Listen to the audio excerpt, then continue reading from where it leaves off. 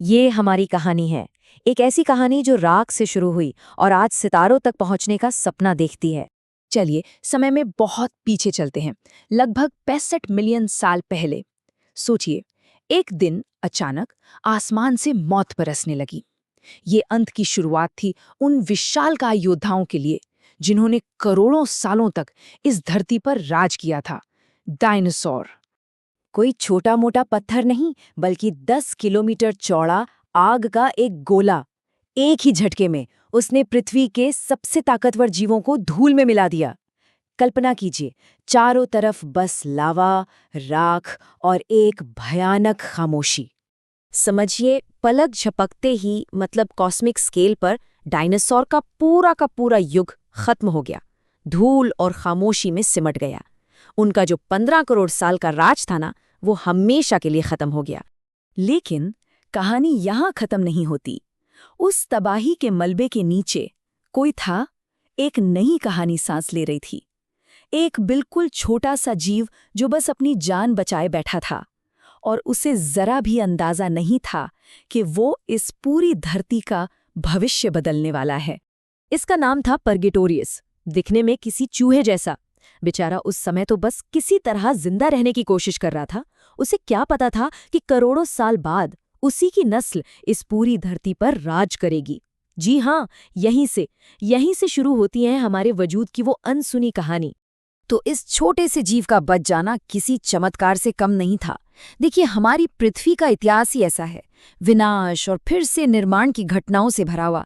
4.6 अरब साल पहले जब धरती बनी, फिर 3.5 अरब साल पहले जब पहला जीवन आया, और फिर एक ऐसी घटना हुई जिसने सब कुछ बदल दिया। क्या आप यकीन करेंगे कि जिस ऑक्सीजन के बिना हम जी नहीं सकते, वो कभी इस धरती के लिए एक जहर थी? हाँ, ये सच है। द ग्रेट ऑक्सीजनेशन इवेंट में कुछ शुरुआती बैक्टीरिया ने हमारे वायुमंडल को ऑक्सीजन से भर दिया। इससे उस समय के ज्यादातर जीव तो मारे गए, लेकिन इसी तबाही ने हमारे जैसे कॉम्प्लेक्स जीवन के लिए रास्ता साफ कर दिया। मतलब एक विनाश जो असल में एक वरदान साबित हुआ। चलिए, अब कहानी को थोड़ा और आगे बढ़ाते हैं। अब मंच पर एंट्री होती है हमारे अपने पूर्वजों की। ये कहानी है इंसान बनने के सफर की, संघर्ष, अनुकूलन और अस्तित्व की एक जबरदस्त दास्तां। ये सफर कोई 1-2 दिन का नहीं, बल्कि लाखों सालों का था। सबसे पहले, करीब 70 लाख साल पहले, सहेलेंथ्रोपिस ने पहली बार 2 पैरों पर खड़े होकर दुनिया को एक नए नजरिए से देखा। फिर ऑस्ट्रेलोपिथेकस ने एक कदम और आगे बढ़कर पत्थरों को औजारों में बदलना सीख लिया। और फिर 20 लाख साल पहले होमो इरेक्टस ने आग पर काबू पाकर तो जैसे पूरा खेल ही बदल दिया। देखिए, ये सिर्फ पत्थर के टुकड़े नहीं थे, ये इंसानी दिमाग की, उसकी सोच की पहली झलक थी। ये एक बहुत बड़ी, एक क्रांतिकारी छलांग थी। पहली बार कोई जीव प्रकृति को अपनी जरूरतों के हिसाब से ढालने की कोशिश कर रहा था।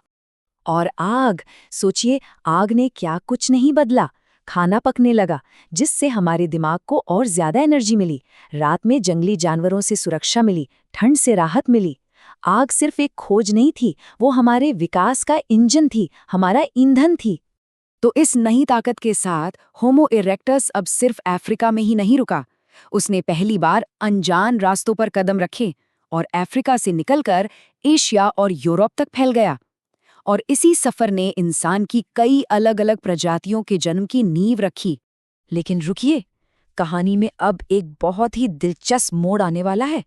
जब हमारे पूर्वज दुनिया में फैल रहे थे, तो वो अकेले नहीं थे। जी हाँ, उस वक्त ये धरती कई तरह के इंसानों का घर थी। सोचिए, यूरोप के बर्फीले इलाकों में ताकतवर निएंडरथल घूम रहे थे, साइबेरिया की गुफाओं में रहस्यमयी डेनिसोवेंस रहते थे, और वहीं अफ्रीका में हमारी अपनी प्रजाति यानी होमो सेपियंस धीरे धीरे उभर रही थी। और ये निएंडरथल कोई कम नहीं थे, वो शारीरिक रूप से हमसे कहीं ज्यादा मजबूत थे। और सिर्फ इतना ही नहीं, उनका दिमाग भी हमसे बड़ा था। वो अपने लोगों को मरने के बाद फूलों से सजाकर दफनाते थे। मतलब उनके पास एक विकसित संस्कृति थी। तो फिर सवाल ये उठता है कि अगर वो हमसे ज्यादा ताकतवर थे, उनका दिमाग भी हमसे बड़ा था, तो आज इस धरती पर सिर्फ हम ही क्यों बचे हैं? वो सब कहाँ गए? ये हमारे अस्तित्व का शायद सबसे बड़ा रहस्य है। और इस रहस्य का जवाब हमारी मांसपेशियों में नहीं, बल्कि हमारे दिमाग के अंदर हुए एक बहुत बड़े, एक क्रांतिकारी बदलाव में छिपा है। देखिए, उनकी ताकत फिजिकल थी, एक ऐसा मजबूत शरीर जो बर्फीले मौसम के लिए बना था, और एक दिमाग जो मोटर स्किल्स और देखने पर ज्यादा फोकस करता था। वहीं हमारी ताकत थी कॉग्निटिव, एक ऐसा दिमाग जो भाषा के लिए, कल्पना करने के लिए और सबसे जरूरी, बड़ी संख्या में एक दूसरे के साथ सहयोग करने के लिए बना था। और इस दिमागी ताकत के पीछे एक बहुत छोटा सा जेनेटिक बदलाव था, लाइसिन से आर्जिनिन म्यूटेशन।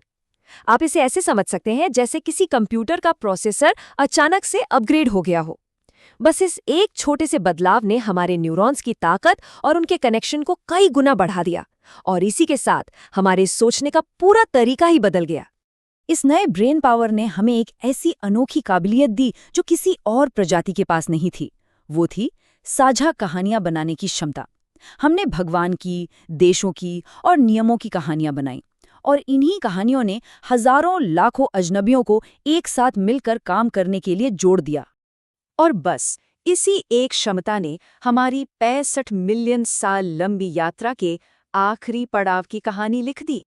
इसी नई दिमागी ताकत से लैस होकर होमो सेपियंस ने करीब 70,000 साल पहले अफ्रीका से बाहर कदम रखा, और जो काम बाकी की मानव प्रजातियां लाखों सालों में नहीं कर पाईं, वो हमने कुछ ही हजार सालों में कर दिखाया। हमने पूरी पृथ्वी को अपना घर बना लिया। हम जहां भी गए, हमने खुद को वहां के माहौल के हिसाब से ढाल लिया। तो हमारी कहानी घूमकर वहीं आ जाती है, उस छोटे से जीव पर जिसने डायनासोरों की तबाही के बीच हार नहीं मानी थी। हम सब उसी एक नन्हे सर्वाइवर की विरासत है, जिसने उस विशालकाय दुनिया में जीने की हिम्मत दिखाई। तो ये बात हमेशा याद रखने वाली है। हम आज यहाँ इसलिए नहीं हैं क्योंकि हम सबसे मजबूत थे, बल्कि इसलिए हैं क्योंकि हम सबसे ज्यादा अडैप्टेबल थे, सबसे ज्यादा अनुकूलनशील थे। हमारी असली ताकत हमारे बदलने और एक दूसरे के साथ सहयोग करने की क्षमता में ही छिपी है।